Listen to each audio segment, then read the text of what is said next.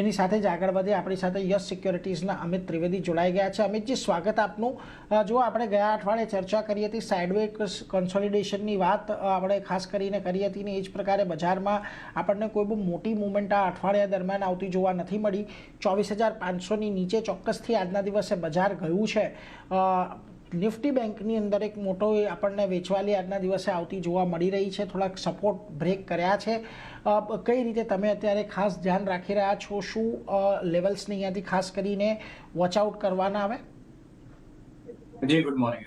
આજે અગર આપણે જોઈએ તો એક ઓવરઓલ કુલ ઓફ જોવા મળી રહ્યું છે, કારણ કે અત્યાર સુધીમાં આપણે જોયું કે એક મિડ કેપ સ્મોલ કેપ ઇન્ડેક્સમાં તો એટલીસ્ટ એક સ્ટ્રેન્થ જોવા મળ્યો હતો, પણ આજે કંઈ ના કંઈ પણ ત્યાં પણ થોડું પ્રોફિટ ટેકિંગ જોવા મળી રહ્યું છે.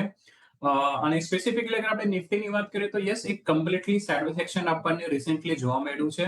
અને હજી પણ અગર હું જે હિસાબના ઓપ્શન્સ ડેટા હું જોઈ રહ્યો છું, આઈ ફીલ કે અને ઇન્ડિયા વિક્સ પણ જે છે અરાઉન્ડ મોરલેસ એક લોઅર લેવલ્સ પણ છે. તો હજી પણ એવું લાગી રહ્યું છે મને કે 24,400 થી લઈને 24,800 વચ્ચેનું જે કન્સોલિડેશન ચાલી રહ્યું છે એ કન્ટિન્યુડ રહેશે.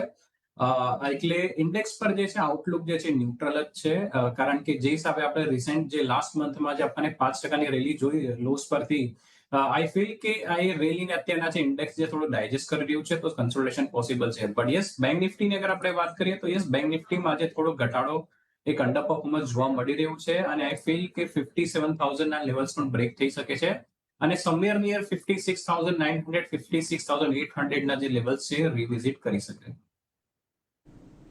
એટલે જો અહીંયાથી ખાસ કરીને એક ન્યુટ્રલ વ્યૂ નિફ્ટીને લઈને એક રેન્જ બાઉન્ડ કારોબાર જે ચાલી રહ્યો છે 24,400 24,800ની વચ્ચેનો એ જે અહીંયાથી યથાવત દેખાશે. અને નિફ્ટી બેંક થોડી ઘટાડાની અપેક્ષા છે, નીચેમાં 56,800 સુધી જઈ શકે એવી શક્યતા છે. એટલે એના પર એક નજર રાખજો. આજના દિવસે અહીંયાથી આપણને ઘટાડો કદાચ થોડોક વધતો જોવા મળી શકે, એના પર એક ફોકસ ચોક્કસથી